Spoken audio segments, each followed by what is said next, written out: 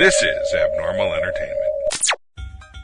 Don't have time to grocery shop? Let Shipt do it for you. Shipt lets you put in your order and brings your groceries to your door in as little as an hour. All you have to do is sign up at shipt.com and enter the membership code ABNORMAL, and you'll get $10 in free groceries on your first order. Save time, get what you need, and leave the shopping to Shipt.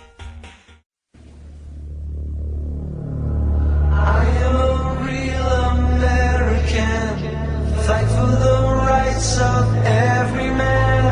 I am a real American, fight for what's right, fight for your life. You're listening to the No Cry Zone, a progressive political podcast on the Abnormal Entertainment Network.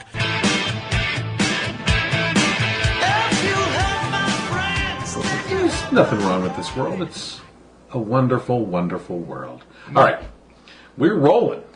And welcome to the No Cry Zone, where John has just said it's a wonderful, wonderful world, and he's right, because we have nothing to compare it against.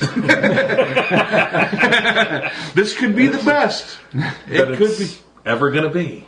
Oh, you know, I feel in my heart as if we are making America great again. Day by day. Day by day. Look at all the good things that have happened. Bill O'Reilly, gone. Mm-hmm.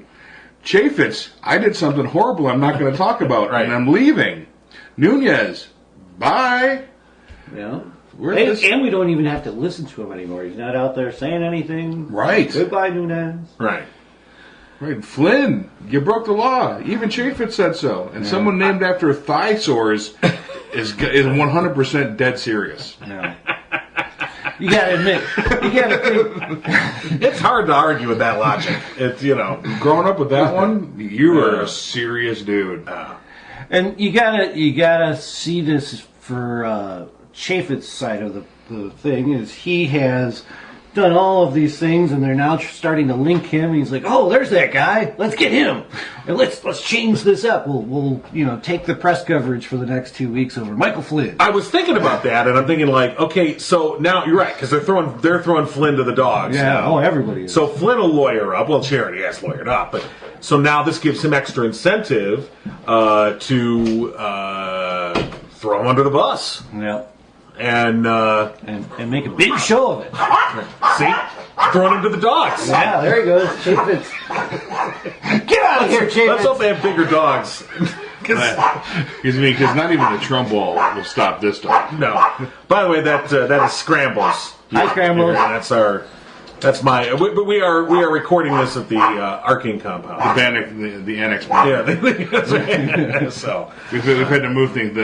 The compound's been compromised by visitors, so we've had to move this above ground. That's our guard dog there, keeping things real. Wait, we were No Cry 1, we're now No Cry 2. Yeah.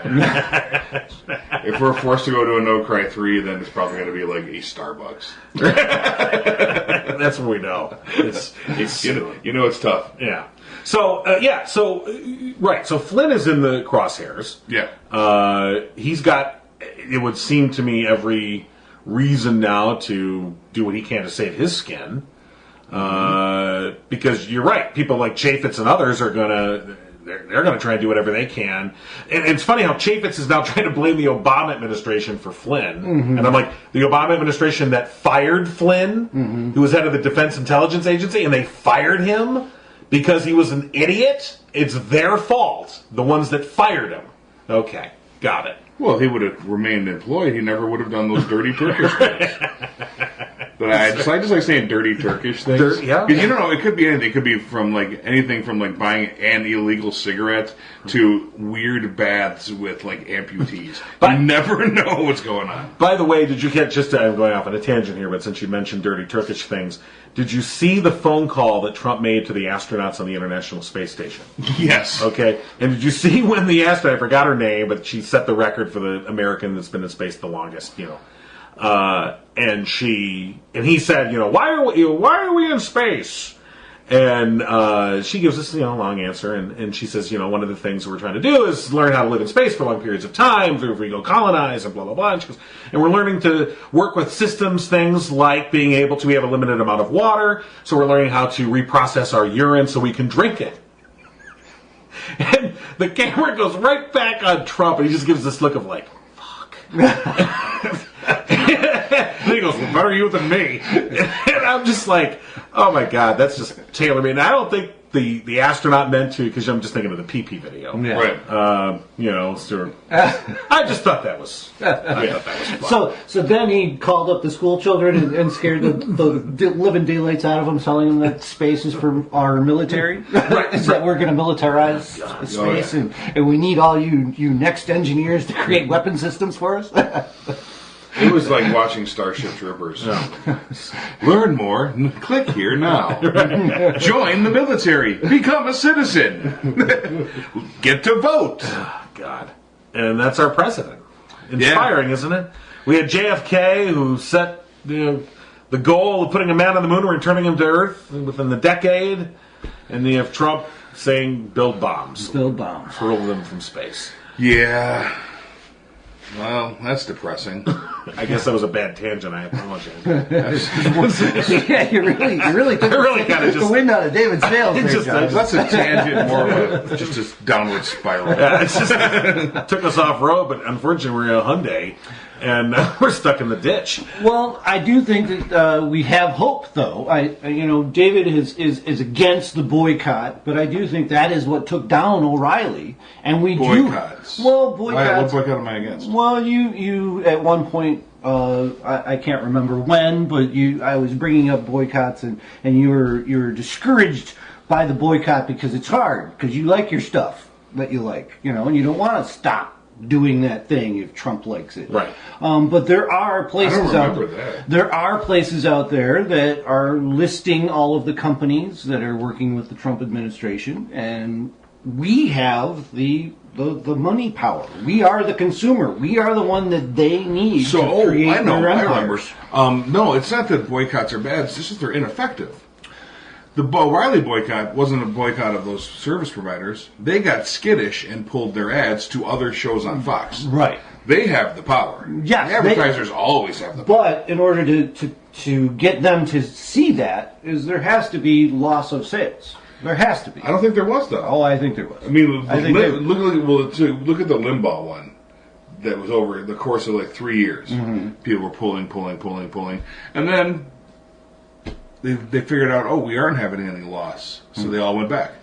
But didn't Limbaugh have something in his contract that said that they couldn't fire him for that? No, it wasn't about. It wasn't a matter of him getting fired. It was like he was just losing. Right, they were still losing advertisers, but they all went back. And I think because they saw no dip. Well, you see, what happens is if there is a dip, it's momentary, and if you can outlet. No, that's not to say that they're never effective, but I would agree with David. Largely they don't. Look, I remember 3-4 years ago. Lowe's was a sponsor of the reality show American Muslim Family or whatever it was called, or To Be a Muslim or whatever it was. It was a look at a American Muslim family, and they pulled their advertising after a bunch of people complained, and there was like, we got to boycott Lowe's because they're anti-Muslim or whatever, which I was like, all right. So then now you come along, we can't go to Home Depot. The man that owns the guy that owns Home Depot, he's a Trump supporter. And you're like, well, fuck. Where am I going to go? Floyd's? I mean, I need paint. It's kind of the point is, we say it all the time. Who's still around and thriving? Hobby Lobby. Mm-hmm. Who's still around and thriving? Chick-fil-A. Who's still around and thriving? The Salvation Army. Whose president advocated for the boiling alive of gay men and women. If they're still going strong, boycotts do nothing. Right. And the Trump boycott is called Grab Your Wallet.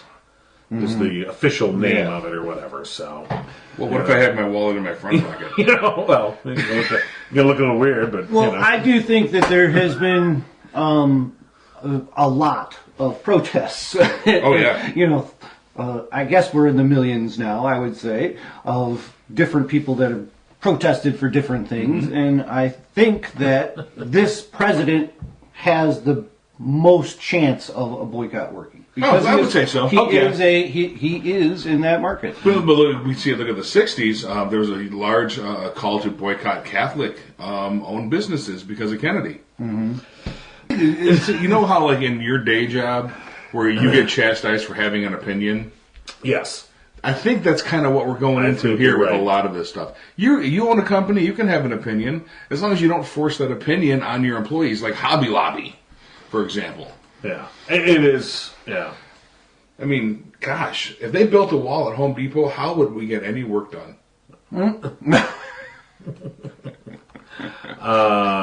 Who's going to help supply the supplies? I need a wall, man. Yeah. Well, speaking of which, of course, now that's off the table till September. Right. How easily they were like, well, we'll just put that You know over what's here. totally off the table? Someone else paying for it. Yeah. Well, that's why it's off. That's why it's off the budget table till September. And the thing is I think this is how this game is going to get played. It's off to, well, we'll do that in September. And September is going to roll around. And, well, we're busy with this now, so let's push that off. There's not going to be any fucking wall. There's just not going to be. We said that early on. I mean, that was my feeling early on. How can there still be people willing to? I mean, I understand how it works psychologically, but to support this guy when he's just reneged on everything he said. Yeah. They don't see it that way. Nope. I don't understand it, but they don't see it. There was that a way. cult there was a space cult in the 50s led by a Mrs. Somebody, I can't remember her name, and she said on a specific date, the aliens are going to come down and they're going to get us because we believe in them and we support them, their little cult, and destroy the rest of the earth. Date comes, nothing happens. No one quits the cult, though. They all double down and say, okay, since we believe so hard, we saved Earth. But logically, you'd think, oh, they'd all leave when they didn't. Right. Like it was a fraud. Like no. These are worldviews, and getting someone to admit they're wrong first is like like the Fonz. Yeah. Like we were, No, it's not going to happen. Very few. He can jump that shark in his leather jacket over and over again. He can have Cousin Oliver as his vice president. Just the show is going to shit. We know it, and it's not going to happen. People are going to double down, and they are. And they are. have. Yeah. And it doesn't matter anymore. I think that there was a sense of they'll see the ridiculousness of this guy, and then so the whole thing like Trump regrets. And while the Trump regrets are still out there, they still represent a minor percentage of the people that voted for him. Most of the people that voted for him would vote for him again in a heartbeat, and probably will vote for him again in 2018. I don't know if most or 2020 is out there. That's again they'll vote in 2018 too. Yeah. Well, we'll see. We'll see what the next executive order is. I don't know how to gauge it accurately. I get the sense that many people have said, "What the hell," and are just like turned off. Right. Not pro, not against, just turned off. Right. Yeah. There's a lot of folks, just anecdotally looking on Facebook, I mean, there was a lot of people in my feed who were very, very pro-Trump, and I don't see them anymore. Yeah. And I think they're disappeared. And if I posted something anti-Trump, they were all over it, and now they're just not so much. Mm-hmm. And I think what they're in the what did he do today category. Those are the people that I see most of the time now. What did he do today? Oh crap! Although move on with the rest of their day. Although if you want to talk about the diehards, however, who nothing will change their point of view, there is an individual. Who I noticed is a diehard Trumpkin that's in my Facebook feed, and they posted this, and I was like, really? It says, okay, I have lived through Carter, Reagan, Clinton, 2 Bushes, and Obama. Never in my lifetime have I seen a president be scrutinized over every word he speaks, humiliated by the public to the point of wanting to hurt someone, slandered, ridiculed, insulted, lied to, threatened to murder him, threatened to rape our beautiful First Lady, and have his children also insulted and humiliated. I am ashamed of this country. I am ashamed of the ruthless, hating, cruel people that have no morals and feel they have a right to say and do the things they're doing. I don't know how to fix it. I wish I did. Every other president after they got in office were left alone And they weren't on the news 24/7 being dissected by every word out of their mouths, always being pressured to do this or that. And so now we have the pleasure of discussing tax reform for how long? Woohoo! I am so not excited. Leave him alone. Let him do his job. Like, this is a nice world you've constructed for yourself. I think I wrote that word for word about Obama. That's what I said. When I started reading it, I'm like, oh, wow, they really and I'm like, oh no, this is for Trump. You know, and you're like, I don't know how you can live in this world and say that we're never, ever, they have, every other president after they got in were left alone. Really? Now more than ever, we can pick and choose our bubble, though. God, you can customize your feed, your information feed. Nothing gets in that you don't like. Mm-hmm. So, this is a wholly 100% customizable world now. Well, and you got to admit that Trump is definitely in our cycle more. Yes. I mean, so he is putting it on himself. You know, he sends out a tweet, and what's the world supposed to do? He's the president of the United States. We have to now talk about that. Right. You know, and it's by design. He is sucking all the oxygen out of the room. Yeah. Because I think this is how he's been. This is his thing. That's his game. And so it is one batshit crazy contradictory statement after another. You say this over here, then you jump over here and you say this, then you jump over here and you say, and they're completely at odds with one another. And they're all verifiably wrong, and you don't care. And if any of those don't turn into giant news cycles, you can always push it towards Perry or DeVos or somebody else who's doing something other idiotic. Look, when he tweeted about that Obama was wiretapping him, which was, again, verifiably untrue, and yet the network that he has in place went about making it true. Right. So that they eventually found Susan Rice to go, oh yeah, see, and so now they've all created, talk about creating your bubble. They've now they go, oh, that's all, that issue's off their plate now. Because that's been answered for them. Well, Susan Rice said that they were spying on us, so he was right, so he wasn't wrong. And yeah, moving on, and you're like, no, they're wrong with that too. Here's why. You know, I mean, she was the national security advisor, and she was doing her job, you know, for God's sakes. But that doesn't matter. They have the answer that they wanted, and now they move on. And there's just, I don't know, I just am I despair for what the future holds. Because there's truth doesn't matter anymore. We're in a post-truth, post-fact world. I think it's starting to matter more, you know? and I see more and more people involved in the process now. That's true. Right prior to this, they were behind, like the people that were behind Trump, and because it was Trump, and now they're seeing the process, and they're saying, "Oh, this is how all this works. Oh, this is really important. Why didn't I think of this before?" And so they're the people that have sort of left the whole Trump train. They haven't gotten on anyone else's train, right? But they've left the Trump train, and so they've seen the importance of the civics process. And I think that's going to be this little bit of a sea change in 2018. I think that's a testament to the Georgia election is a testament to that. People haven't gotten on the Democrats' train. Here we go. You can be as wrong as you wish. It's your home. Well, no, but I mean, on that point, I think that. Well, and I'm not going to re-argue what we argued last week. The jury is out on that. All I'm saying is not that it's a win or anything. I'm saying that people now recognize the process, and they haven't picked the sides. Right.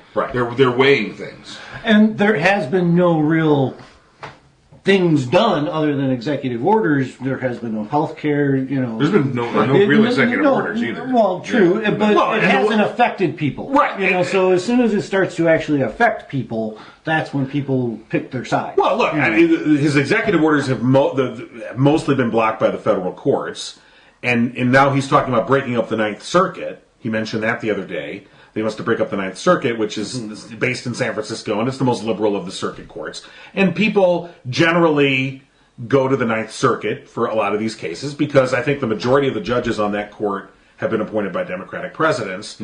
But just as, you know, there are other circuits that are conservative in the other way. And so this whole process, and it's amazing to me how people, you have Trump and other conservatives who go, this is outrageous that you have this court that's partisan, that people go, I'm like, but there's a conservative circuit over here that everyone that wants to take their conservative causes goes there. So when they were trying to kill Obamacare during the Obama administration, they would take that to the circuit that's based in Virginia, because that's totally Republican and conservative.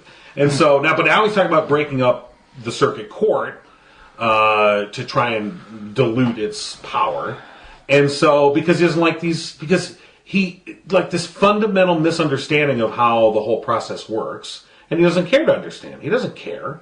And it's not even a misunderstanding. I think misunderstanding isn't even the right word. It doesn't matter, even if he does understand. It's a complete disagreement. He is a complete disagreement with how democracy works. How this republic works to him it outrages him. Yeah. It outrages him that there are checks and balances. Yeah. It outrages him that the president, is not a dictator. It outrages him that he can't just issue an order. And this was the criticism that was brought up early on in his candidacy of running the country is not like running a corporation. Right. I mean, when you're the head of the Trump Incorporated and your name is Donald Trump, yeah, what you say goes. It happens. Boom, done, end of story.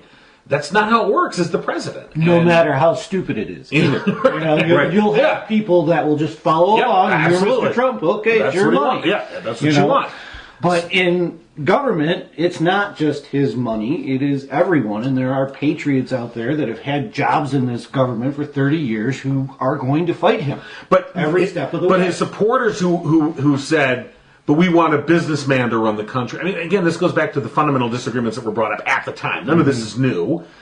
This is why having a businessman, it's not the same thing. I mean, it's like, well, he's a businessman. He should do that heart surgery. No. Yeah. See, I mean, get that done cheaper. No. The testament to this is nothing has been done. Right. There's been lots of bluster, lots of talk, lots of executive orders that have resulted in nothing. I think the most harm he's done is, killed some citizens and soldiers with the military strikes, and did nothing with another military strike. This is this incredible waste of time, and I think that's if we don't get the resignation or the impeachment, that's what we can hope for the next 4 years. Is just nothing. Yeah, well, that's what we said before. I think.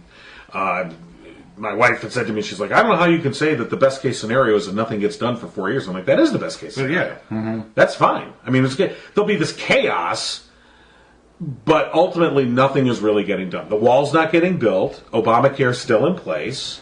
The can gets kicked for everything else. This tax reform package, which we have to talk about next, that's never going to come to pass. I'm sorry. You can't, that is never going to get passed. It is never going to get passed. So let's talk about tax reform for a second. So this is a version of flat tax. Your one-page handout. Yeah, basically what they're going to be trying is this version of flat tax, because flat tax is easy to sell to the uneducated. Yep. So speaking of, I'm talking to my dad, and he's advocating for a flat tax. Like, I think everyone should pay 15% because the millionaires will pay 15% and I'll pay 15%. It's like, okay. Millionaires pay, let's say the millionaire makes $1 million that year. 15%, $150,000. Like, yeah, that's a lot of tax. That's a lot of tax. So he takes home $850,000 to raise his 4 kids on. Okay. Now you got a guy making $20,000 a year with 4 kids. 15% of that is what? I'm sorry. Were we doing math? $3,000. $3,000. That $3,000 is incredibly huge to this person. That $3,000 is food, or transportation to work, or rent, or heat, or shoes for his frickin' kids. Taking that person down to $17,000 to raise their children on. Flat tax is fundamentally unfair. That's why we have a sliding program. That's where the founding fathers and subsequent leaders of our republic figured it out. Hey, well, if you're super rich, then just pay a little bit more. It's all good. It doesn't take away from your life, from your pursuit of happiness. Right. The highest tax bracket ever in this nation's history was 92%, where the upper tax bracket was 92. You hear 92%, and your instinct goes, wow, that seems unfair. 92%. When was that? during the Eisenhower administration. The time that most of these white bread Republicans would hark back to as, that's when America was great. Yes, when the millionaire were paying 92%. But we were also building an interstate highway system. We were also, going into space. We were also investing in education. Why? Because the billionaires were paying 92%. We had the money to do that. Now we want to starve the government, so we have to cut everything. And then you go down this downward cycle. How many times do we have to go through this process? Yeah. You cut the federal government's expenditures, you contract the government. This has been learned over and over and over again. You contract the government's expenditures, you contract the economy, and it's a downward cycle. Then the economy contracts, less people have jobs, you have to contract the government, and it just goes on and on and on. So this tenuous recovery that we've achieved under Obama after the near depression, everyone seems to kind of forget that, we almost had a fucking depression. That was Obama's fault. I mean, we got about as close as we can get. And we've come back from that, and we're going to... I shouldn't say it's amazing to me, but it is, I don't know. It's astounding to me how quickly people forget. How quickly people just... It's not that they're forgetting, it's that they're coming out with exact opposite alternative facts. I saw some guy on CNN last night claiming that with the tax break, the millionaires will produce more and include more into their businesses, when that is exactly false. The 92%... Right. What that did was you had to keep it in your company. You had to build. Otherwise, you got taxed on it. And that's how they got around it at the time. That's how GE got so damn big. That's how all these companies got so damn big, was they had so much money that they didn't want to get taxed on, they would pump it back into their business. And that's our economy. But now they're trying to claim that, if we give it to them just tax-free, they'll just want to help America. Exactly. And that's not the case. It's just not the case. Well, that's trickle-down. That's the whole trickle-down, the Laffer curve. Look that up if you want. Yeah. The whole trickle-down economics, bullshit, voodoo economics. George H.W. Bush called it when he ran against Reagan. It's voodoo economics. It does not work. And it's never worked. Like Greenspan, the author of it, said it doesn't work. David Stockholm, who was Reagan's budget director, if you remember at the time, he was the one that said, well, it doesn't really work. And then Reagan had to, quote-unquote, take him to the woodshed, which was, don't tell them the truth, idiot. Right, and Greenspan, I mean, it's been proven over and over and over again. This does not work. And yet here we are again at this stupid thing. And again, people, because of, I think, a lack of education, especially a lack of financial education, financial literacy, that people just go, the whole notion of, again, a flat tax makes sense because it's simple. And you're appealing to, I think, unfortunately, people who are vulnerable to simple thinking when it comes to financial issues. Oh, yeah. They any kind of complexity, and their eyes glaze over. Well, this is like the desperate, attachment to the American dream still that we're dealing with. The measure of your worth is your house and your car. And that's not true. Trickle down's not true. All these things that they have been sold. I think that the only really worthwhile things to come out of this is that the generation after Gen X, the millennials and the youngers, can see how the American dream doesn't work, and they can see how trickle down doesn't work, and they all see it. Well, you brought that up after the Tomahawk launch, that they were looking at the price of each Tomahawk missile. Right. Because they've grown up broke. Yes. They've grown up tight in their family household, and they're lucky to be sitting in that seat. Either with a government program or a scholarship or something, but it wasn't just their middle-class parents paving their way through college. They had to do something to get there. And they're racking up loans, and they understand this fiscal responsibility even more than, I say, our generation does, because we didn't really have that. Well, we were coming from the boomers. Right. The boomers had just this idyllic sort of, laissez-faire existence. Yep. Government pays for everything. We can get rid of some government. Government doesn't matter. And it's always been there taken care of in the shadows, taking care of them and all the entitlement programs that need to happen and get rid of now. But, it's different. It's different for us. And it's the boomers that put that put Trump in. Yeah. And the boomers, I mean, and again, to me, if there's one phrase that identifies that group, is the "get your government hands off my Medicare." It goes back to You know, Agnes. Remember Agnes? Agnes, oh, yeah. You know, Exactly. She got helped. Her husband got out of that coal mine or wherever he was, light off dynamite because of government, but yet she still hates it. Well, FDR was the greatest president ever. But then, Obama's getting those $100 rooms or no, it wasn't 100. It was dollar rooms. The dollar rooms. I'm sorry. The dollar rooms in Vegas. Oh, God. Oh, Agnes. He's the president. He's the That's your typical boomer, though. She came up through it and didn't even realize what was happening because that wasn't on the nightly news every night. Government was just at work. And a new program would come out, and it would be a good thing. There would be, no reason to fight it. Oh, we're going to create an interstate road system. Well, see, okay. now what we didn't have was transparency into Congress either.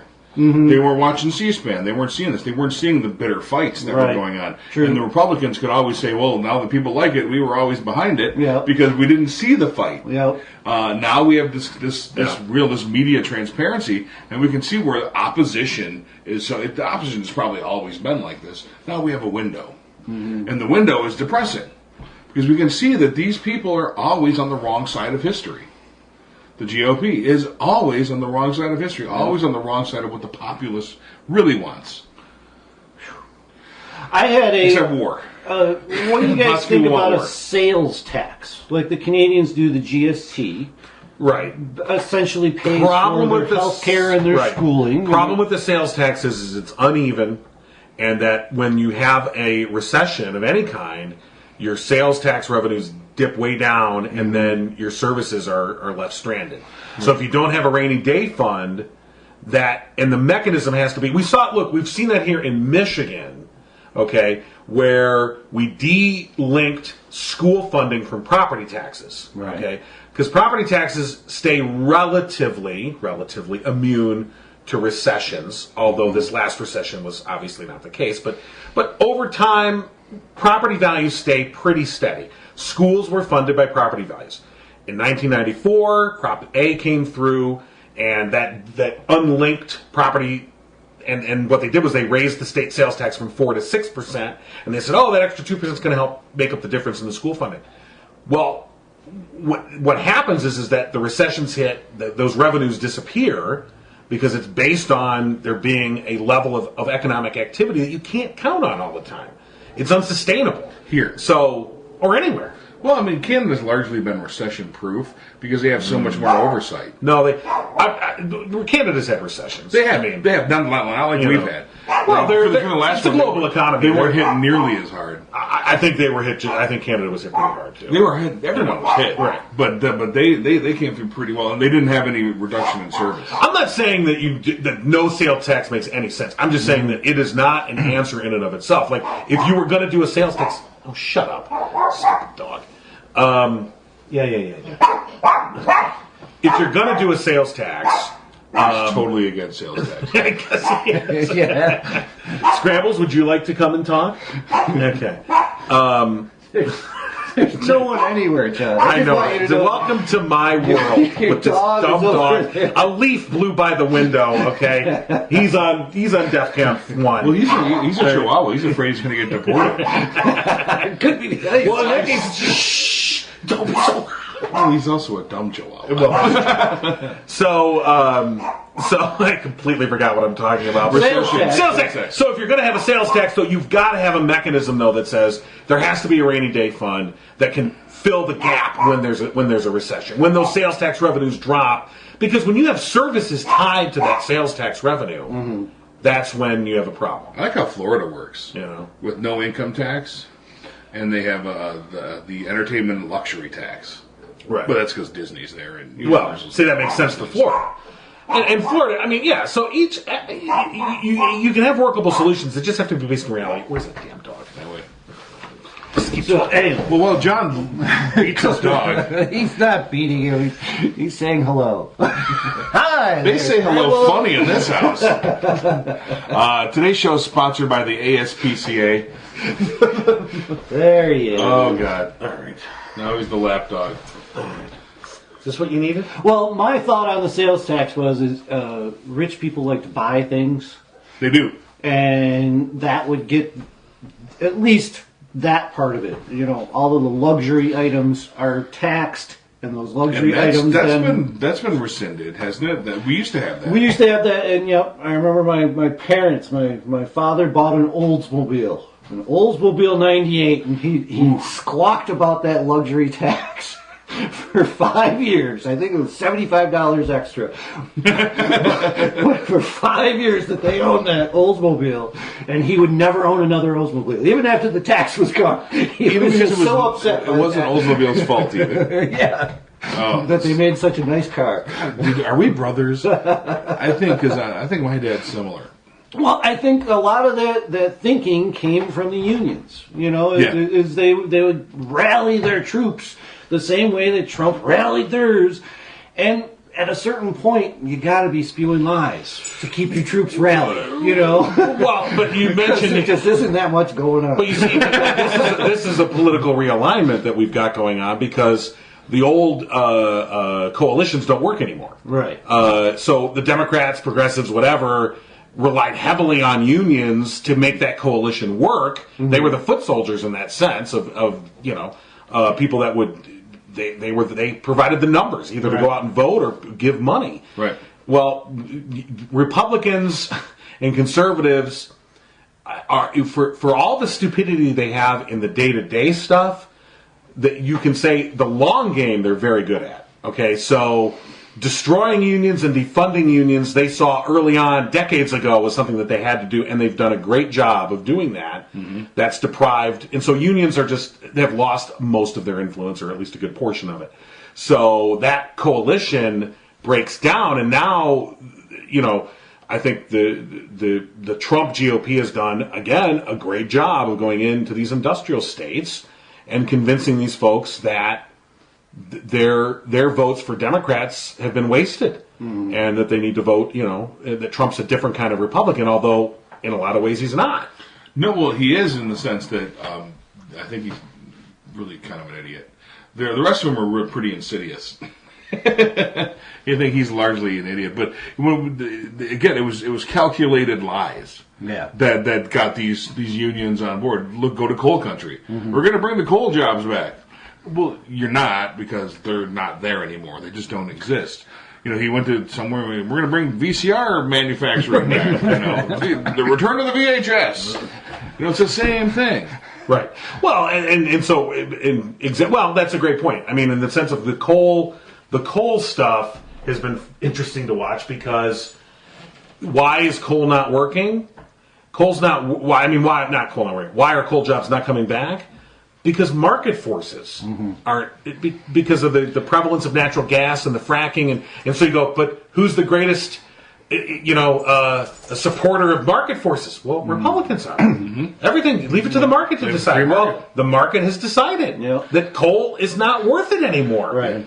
And yet, here he is. That and fracking have destroyed the coal market. I mean, and again, you find these symbolic moments, like when the coal museum installs solar panels on their roof, and you just go, like, okay, that says all you need to know. I mean, really, look it up. They had to fire that one guy in the basement that was shoveling into the burner all day long. Like, tell Tony the burner doesn't work anymore. What's that guy's name in the basement? We haven't seen him in a while. I think it's Tony. No, I think it's Leon. I'm not sure.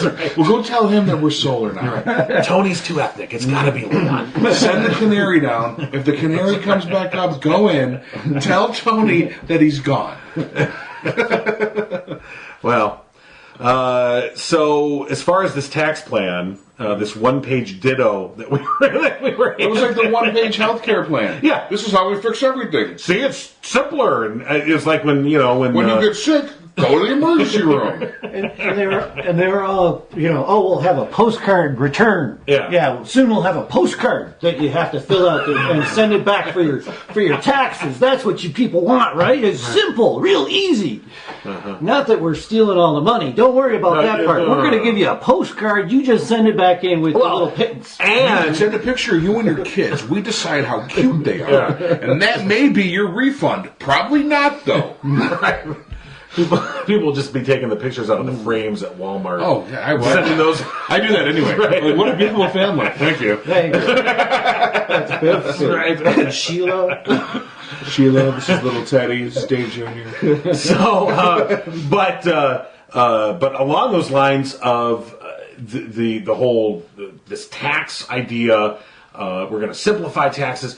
And again, this is another place where, because Trump has not released his tax returns, we can't get it completely accurate. We can guess, we can assume that this plan will greatly benefit him. Well, it greatly benefits his businesses. We know that. Right. now. Yeah. But we can't with specificity say this is how it's going to be. And without specificity, a lot of this loses its momentum, I think. And so, again, we don't have his tax returns. And I love how Steve Mnuchin, the Treasury Secretary, yesterday, he said that Trump has probably released more financial information than any president in history. You know, like, are you kidding? He first of all, he didn't release it. Yeah. Well, that's not true. The 1040, the top pages that were released, supposedly. Right.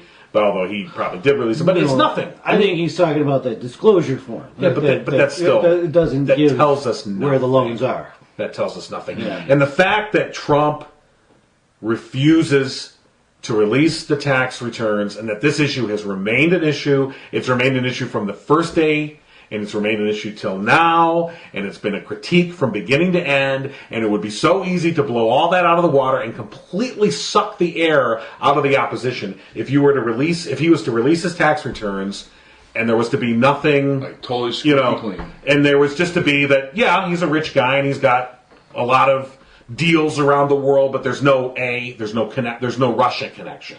So there's no massive loans from Russian oligarchs. Okay, well that takes that off the table. Boom, that's all. Russiagate disappears. All right, and then B, his financial arrangements with whatever aren't necessarily tied to government expenditures or whatever. So, but it's not worth it to him to release those tax returns exactly because of what's in them. Right. And we're never going to see them. And I'm not saying that we should keep the question should always be asked.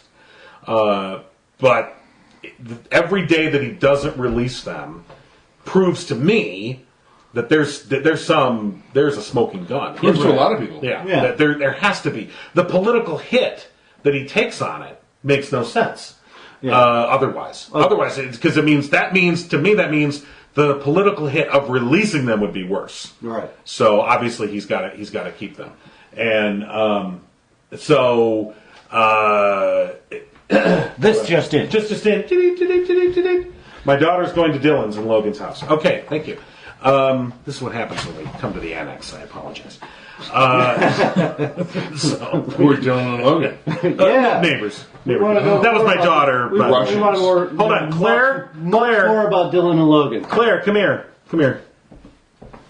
Claire, tell us what you think of Donald Trump. What do you think of Donald Trump? I don't know. You don't know? Okay, then get out of here. Okay, you're useless. Okay.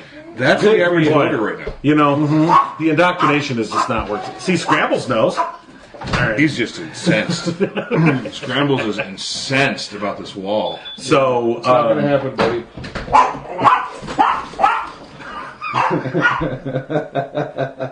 Okay. Well, nonetheless, I did have a thought about overall historical.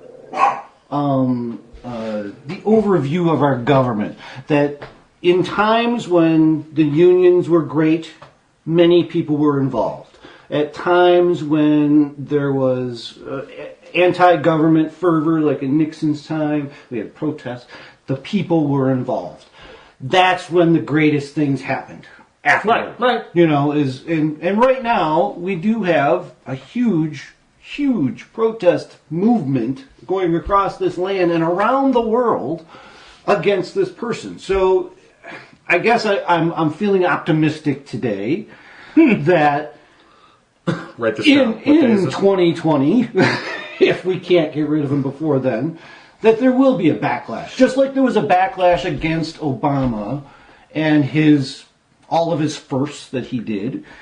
There was a backlash. That's why we have a Donald Trump today. I really do believe that. Is he was trying to... Here's the first. He was the first African-American president. That's why we have Donald Trump today. Yes. But more than anything else, you cannot that's argue why. that to that voter. I understand. They will fight you to the death on that. Of course they say will. Of course they will. that was never a part of their... And they loved Michelle Obama. Right, Didn't, okay.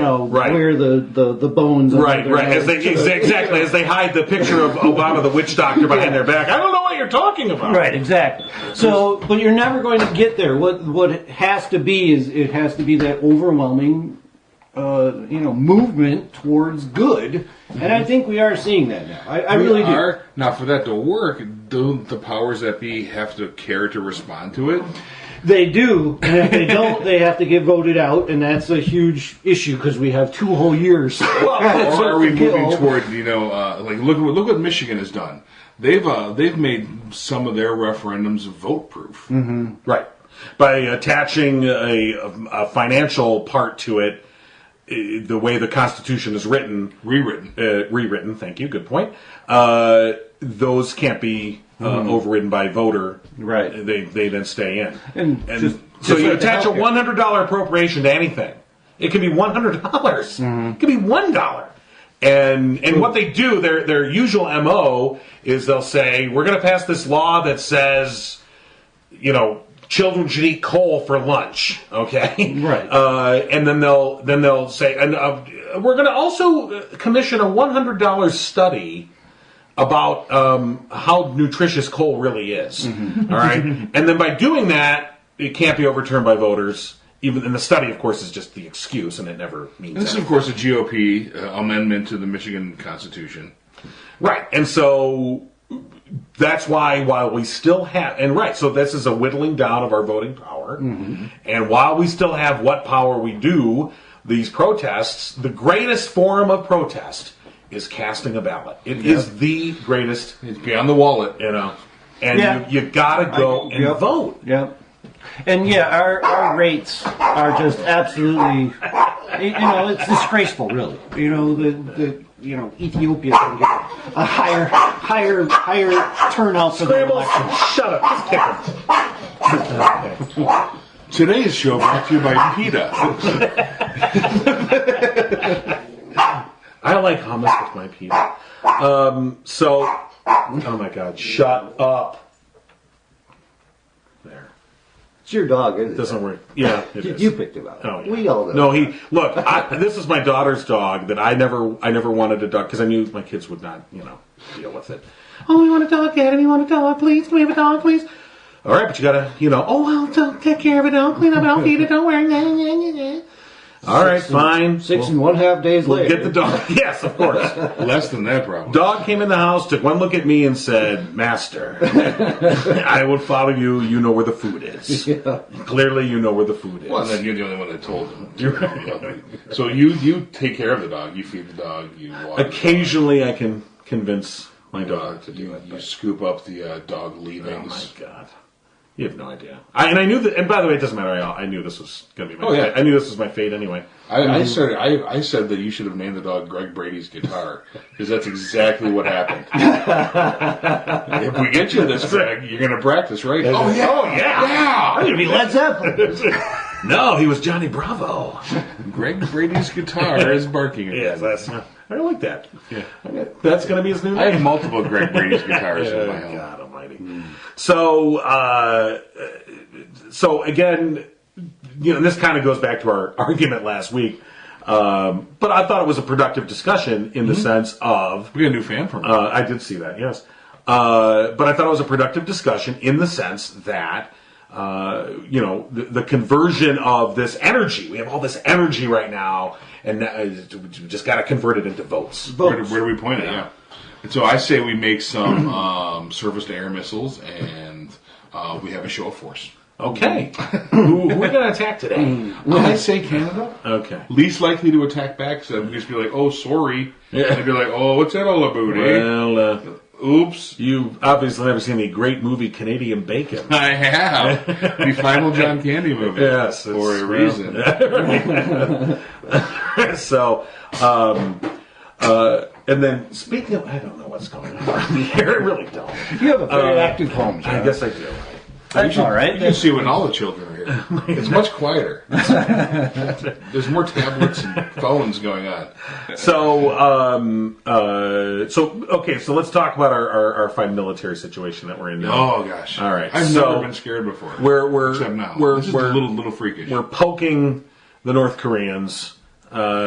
Waiting for some sort of response. I kind of want to attach, the poking the bear analogy. What animal is North Korea? That's a good point. I'm going with freaking Pegasus unicorn, some fantasy crazy creature thing, or a dragon. Well, a dragon. Let's more. You know what though?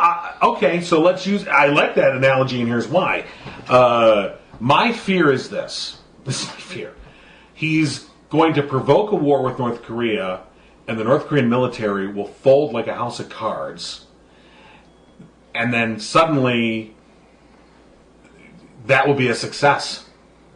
And Trump will be the one that did it.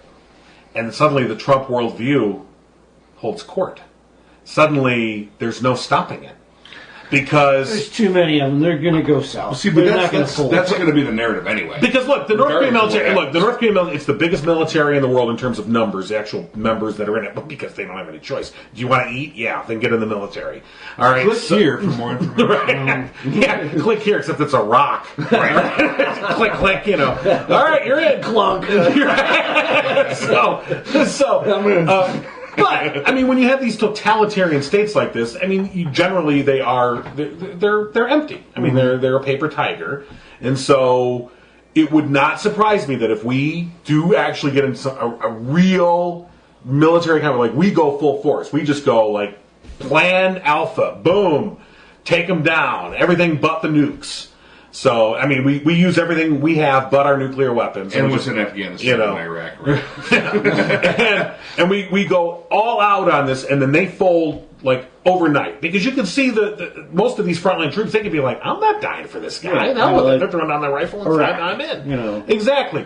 And if it folds, and suddenly Korea now becomes united, and the South, it becomes like Germany when the wall fell in East, Germany, and Germany reunited, and everyone was worried, oh my God, well, no, West Germany was rich enough, had enough resources, it was able to absorb the East, and now Germany's, the most prosperous country in Europe.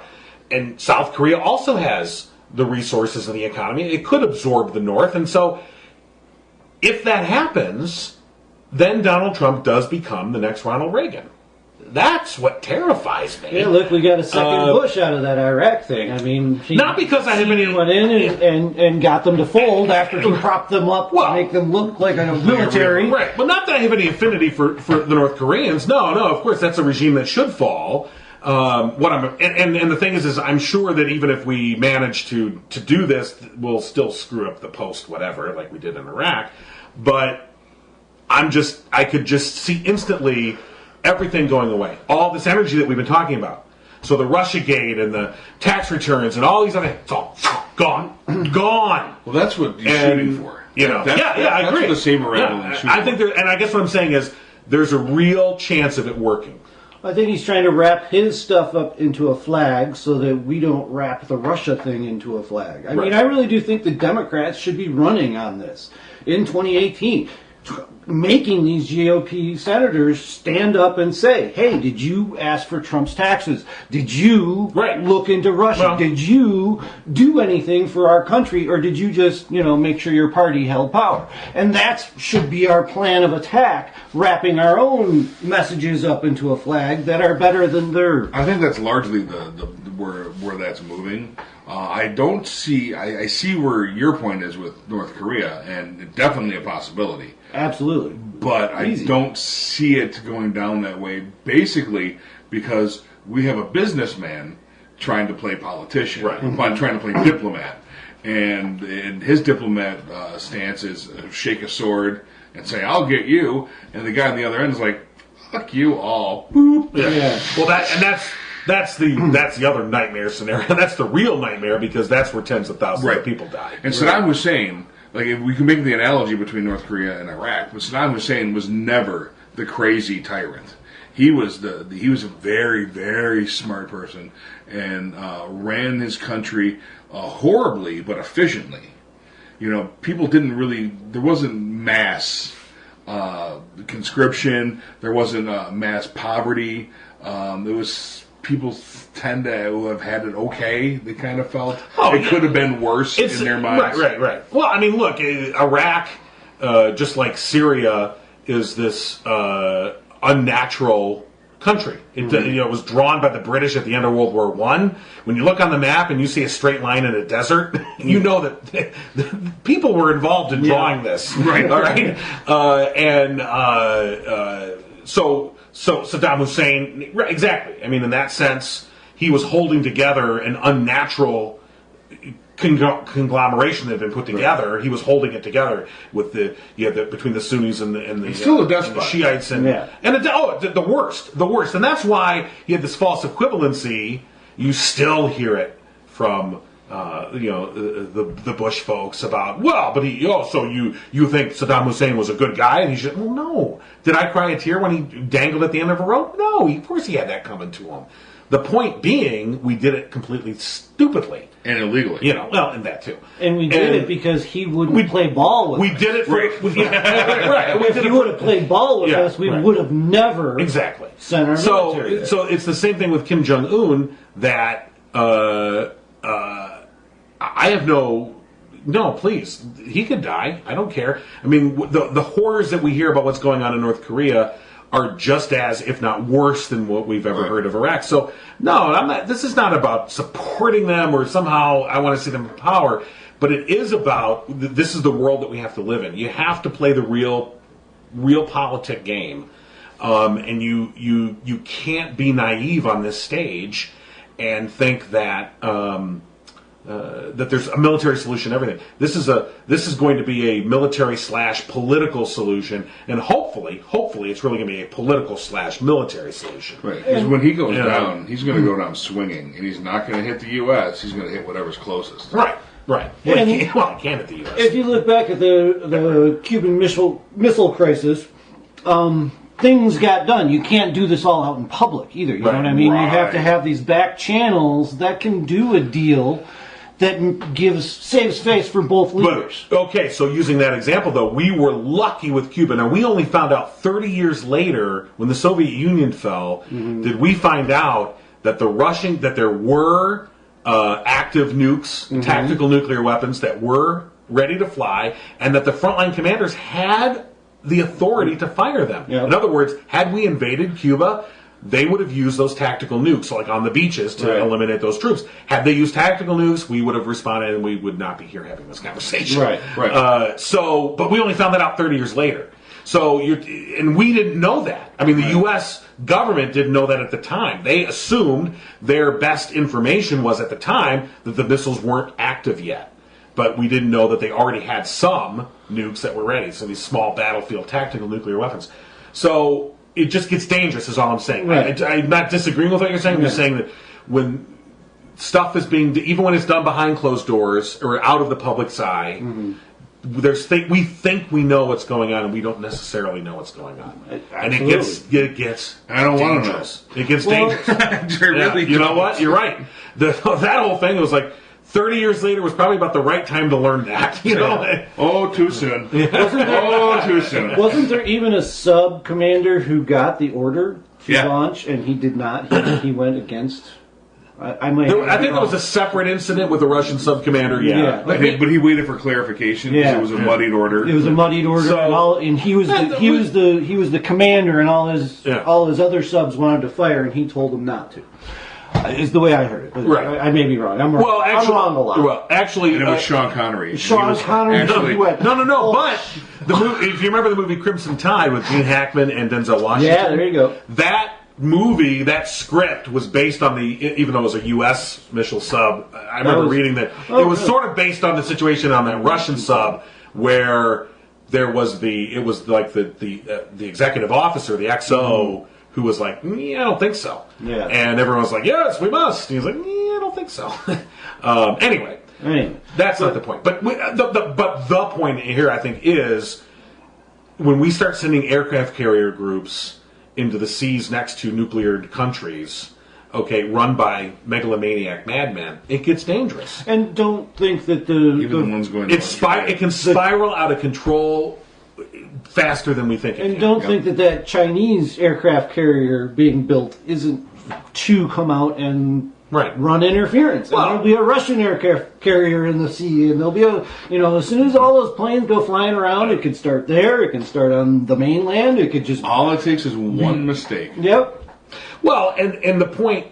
And I do think that the one thing that we can be for certain about with North Korea is if they get backed into a corner, he's hitting the button. Oh yeah, There is no downfall for him to hit the button. it's win-win. Well, if when you say get backed into a corner, if there's no way for him to survive, not personally survive, but if there's no way for him to politically survive, in other words, retain his wealth and retain his power in some form or another, yes, then he will. But I think he like Saddam Hussein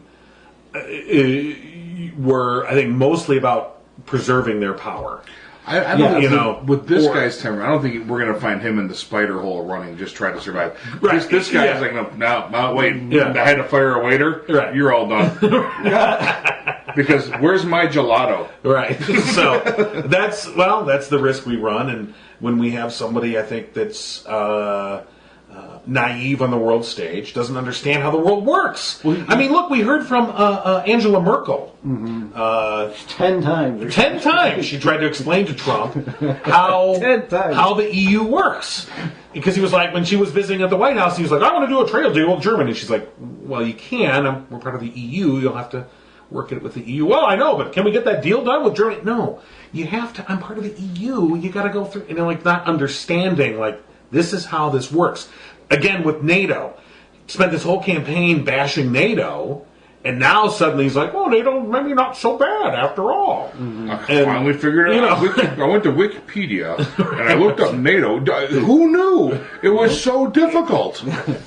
Well, in Canada already picked up a lot of our TPP stuff. They're going into the lumber markets over there. Well, that's why we're having They went, oh yeah, that's great. Trump doesn't want to do that stuff, though. We'll do it. Right. Well, that's why Trump wants to ban the soft lumber stuff, because they have picked up on our backing away. And you try and, again, any level of complexity when you talk about, again, with TPP or with the NAFTA, which absolutely NAFTA has big problems, and somebody like Trump, I think, could make a much better argument, would have, if he just said, we need to renegotiate NAFTA. Not we need to get rid of it, not chastising the brown people to the South, and they're all rapists and murders and that nonsense. Well, with NAFTA, he had to do know. it that way because it was Hillary and Bill's baby. But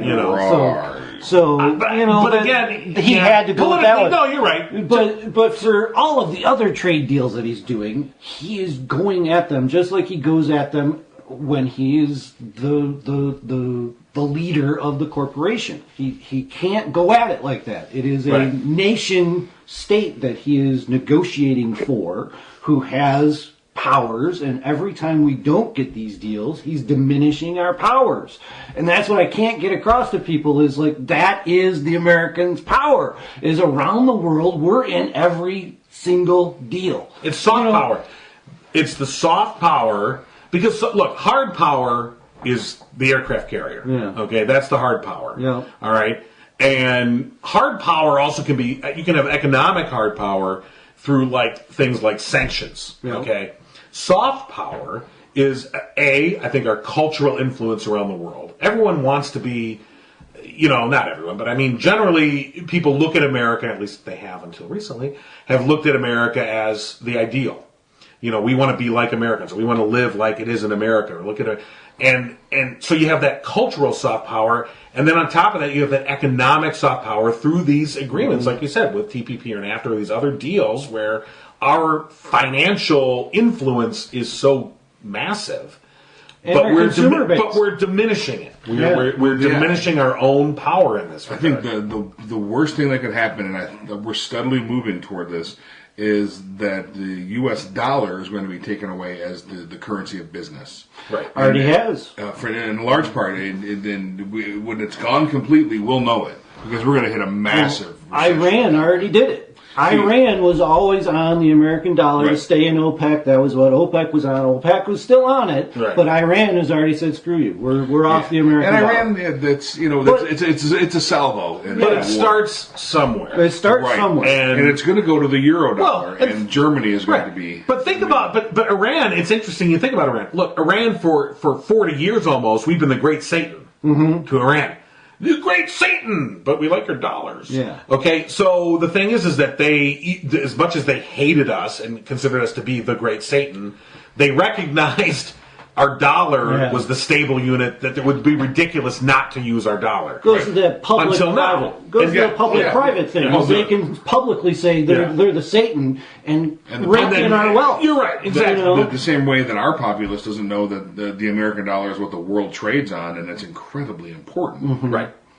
And North Korea is the same way. We don't know what corner he's going to get backed into because we don't know what his rhetoric is to his people. Well, and it could be any corner. It could be a made-up corner. Right, exactly. A made-up corner for him or a made-up corner out of just complete falsehoods of rhetoric that he's telling his people. Cancel power. And, as soon as he hits his own red line that he's created that we don't know about, that's when he'll hit the button and it'll be a complete surprise to us. I hated Rogue One. Fire! Exactly, because he has to publicly save face to save his power. If he ends up looking weak there after however many years of not being or still being at war, the actual at war with America. That many years gone by, if he now folds and say, "Oh well, they're too big." Oh, they will run him out. They will just take him out of power. They have been believing in these things for many years. We better send Dennis Rodman back. Yep.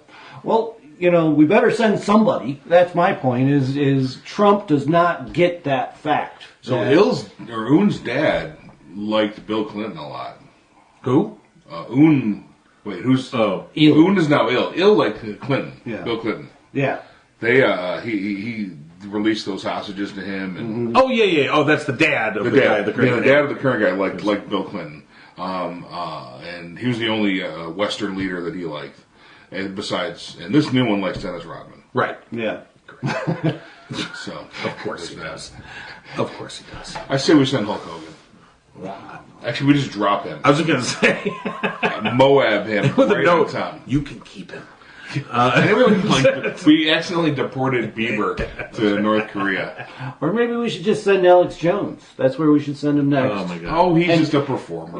But have him perform and tell him that America is failing and we don't know what we're doing. Interesting couple of weeks for the conservative performance artists. You alluded to this at the top of the show. The implosion of conservative media. Yeah. These conservative media icons. Bill O'Reilly at the top. He's gone, although we'll see where he pops up again.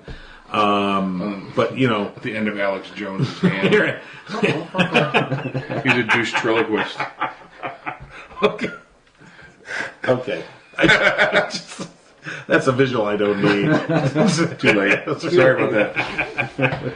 So you got Roger Ailes out, and it's a domino in the sense of O'Reilly would never have left if Ailes hadn't already been taken out. So right. you take out. It really is interesting. You take out Ailes. He's no longer calling the shots at Fox. It's now being run as strictly a business, not as a arm of the Republican Party, although it still is. But I mean, the primary for the time being, the primary motivation of Murdoch's son is to run it as a corporation to make the most money. He saw O'Reilly as it's going to be a drain. It's going to be a financial thing. They're trying to also buy Sky News, and this was going to. So there's a lot of things, but it was all about money. That's why O'Reilly had to go. It had nothing to do with politics. It had everything to do with money. So Ailes is out. O'Reilly's out. Looking at Hannity now. That chick on the Blaze, what was her name? Tommy Lahren. Mm-hmm. She got shit canned because she dared to speak her mind, and say that she was not that she was basically pro-choice. I mean, she didn't put it in those words, but that's kind of what she ended up saying. And they were like, "Oh, sorry, you're gone. We can't have that. We're not going to have free thinking here. Get out." So, and Alex Jones Alex Jones had to admit in you court know, that he's just a performance artist. right. And he's going to be, and that lawsuit that he had to admit that, the reason why he admitted that was he's trying to avoid getting his ass sued, out from under him and basically be And keep custody of his kids. And keep custody of his He had to kids. prove he wasn't freaking insane. Right. Yeah. So, Well, and you got to wonder, now that this is in the news, is he running around his own house, like, looking at the chemtrails and doing all that No, stuff? it's not, because they aren't. They just aren't, and it's a show. Limbaugh is a show, and so you could always harken back to what Keith Olbermann used to say, and he used to be friends with Sean Hannity. They used to be pals, and he said, Hannity said, I got the Fox gig, and we just say what we say. We're trying to make money, and Olbermann couldn't equate the two. How could you completely, as crazy as Olbermann can be too. He's the left wing O'Reilly. He can he can spout. He can spew a little. Yeah. But again, it's not a belief system. It's performance art for money. At this point, in the large part. And for whatever reason, it gets used. Then you get someplace like Breitbart who actually believes it. Yeah. But they go off of these idiots, though. Right. But in Breitbart, again, there's another one that they're feuding with the president now, too, due to the treatment of Mr. Bannon. right. But also his retrenchment on things like NATO. Right. Look, when he came out and said, well, NATO's not so bad, that crowd, that America First crowd, when he attacked Syria, that crowd was like, what are you doing? This is exactly what we said not to do. This is exactly why that particular subset of voters voted for you, that we're not going to give a shit about Syrian children. We don't care. We don't care.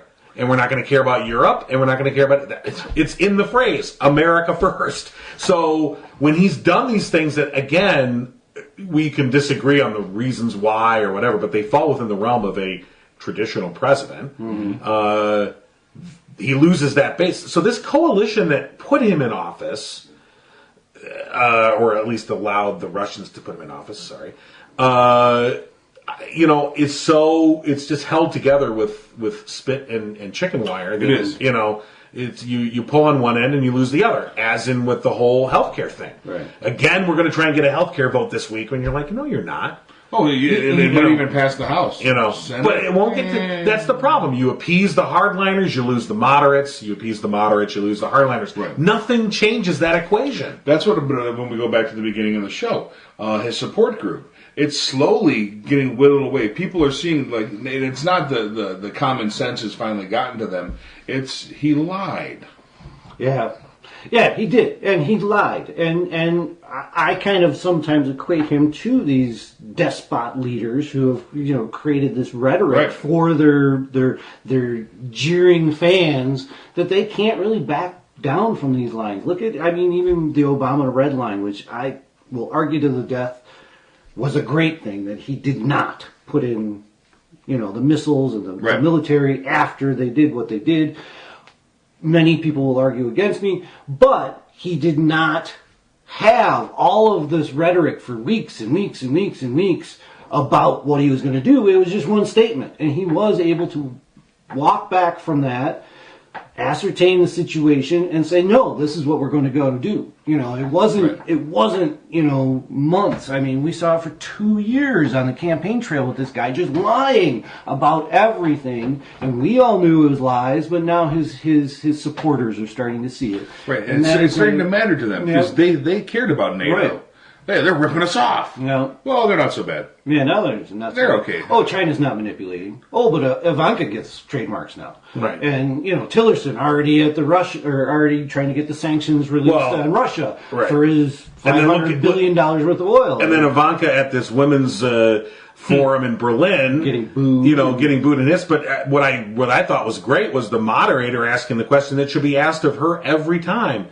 Are you here representing the president? Are you here representing your businesses? Who are you here representing? And that's, it's amazing to me that the German media specifically seems to ask the questions that most mainstream media hear, at least the ones that are at the press briefings.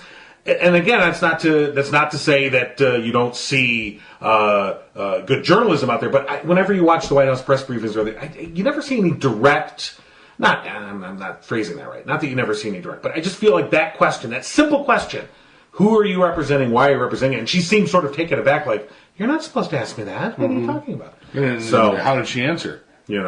Well, certainly not the latter about, Right. representing the businesses. And then she tried to walk her way through and, oh, my dad's an incredible feminist. And that's where the boos are like, you're right. Yeah. So anyway, He's a born-again lesbian. Just ask him. well, there you go. What was that? I don't think I like to say. Freaking ass. Oh, okay, good. I just want to make sure. We're going to end on that. Donald Trump, freaking asshole, period. Sometimes I park in handicapped spaces while handicapped people make handicapped faces. I'm an asshole, yo, yo, yo, yo, yo. I'm an asshole, yo, yo, yo.